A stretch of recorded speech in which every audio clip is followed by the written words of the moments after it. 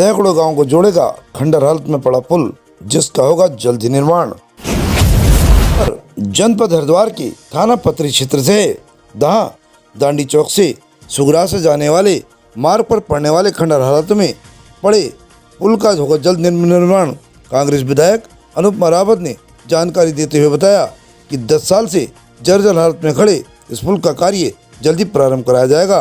अनुपमा रावत ने बताया कि क्षेत्र की जनता की मांग पर और उनकी परेशानी को देखते हुए इस खस्ता पड़े पुल को शीघ्र अतिशीघ्र बनाने की तैयारी लगभग पूरी हो गई है और जल्दी काम भी शुरू करा दिया जाएगा।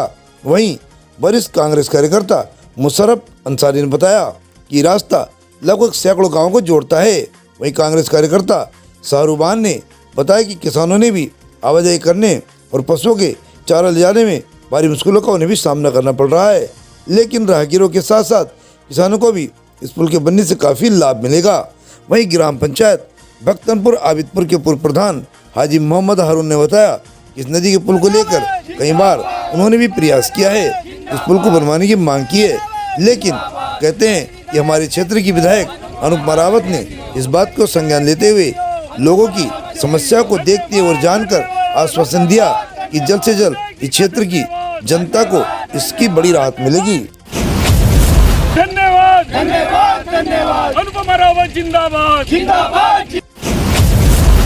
और आपके चैनल के माध्यम से मैं अपने क्षेत्र की जनता का बहुत बहुत बधाई देती हूँ और उनको शुभकामनाएं देती हूँ। वर्षों से, वाकई आपने सही कहा, वर्षों से इस पुल का जो बहा है इसको जो रही थी इस क्षेत्र की जनता, खासतौर पे भक्तनपुर आबिदपुर की, आज ये पूर्ण होने जा रही है। आज जियो हमारे हाथ में है, शासना देश, और इसको काफ़ी इससे समस्या का सामना करना पड़ रहा था जनता को। लगभग इस बात को 12 साल और 13 से ये समस्या जो कि तो पड़ी थी, कोई इस ओर ध्यान नहीं किसी का आकृष्ट हो पा रहा था। मेरे सम्मुख ये बात आई विधायक बनने के बाद, 22 के बाद मैंने इसको लेकर पत्राचार शुरुआत की, तो रिपेयरिंग की बात करने लगे। तो 2023 में जब आपदा आई थी, जब बहुत प्रभावित हुआ था, मैं खुद इस पुल से जब गुजरी तो मेरी गाड़ी मतलब पुल हिलने लगा, तो हम उतरे सब कार्यकर्ता, हमने कहा तो बहुत दिक्कत है।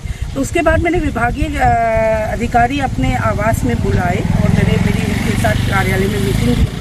तो मैंने कभी ऐसे तो नहीं चलेगा, ये रिपेयर कर रहे हो लेकिन इससे कोई समाधान तो ना हो रहा है जनता का, और जनता का पैसा है, सरकारी खजाने का दुरुपयोग एक तरीके से, तो ठीक नहीं है। तो उन्होंने कहा कि आप एक बार मैडम कोशिश कीजिए कि इसका नवीन पुल इसका बन सके। तो हमने इसको चलाया, इसका एस्टिमेट बहुत ज़्यादा था। मैं इस पर लगातार शायद ही 15-20 दिन में रोज़ सचिवालय और अपने सर पे जहाँ तक मेरा हो सकता इसकी आवाज़ में उठाई।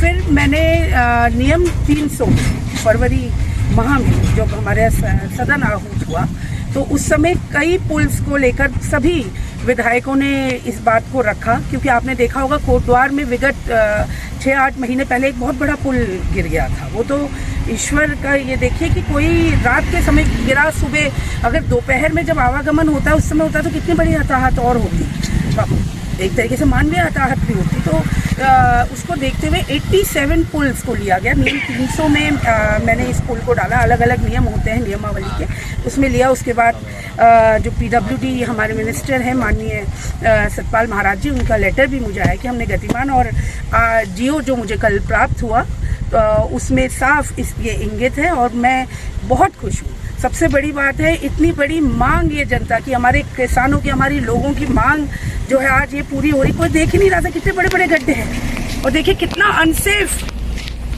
बिना रेलिंग के बना हुआ पुल, कितना अनसेफ, कुछ मतलब कितनी बड़ी ये बहुत बड़ी वो है और लापरवाही है।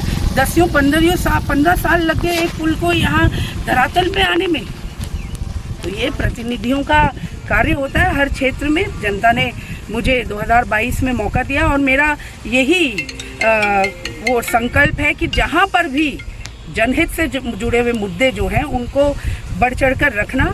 और मैं भगवान का भी धन्यवाद देती हूँ, अपनी यहाँ की जनता का धन्यवाद देती हूँ, जिनकी प्रेरणा से मुझे ये कार्य करने का अवसर मिल रहा है। और आप सबको, जनता को बहुत बहुत बधाई हो कि ये इतना बड़ा पुल जो है, सेतु जो है, अनुपमा रावत जी पक्ष विपक्ष हमेशा हर क्षेत्र में रहता है।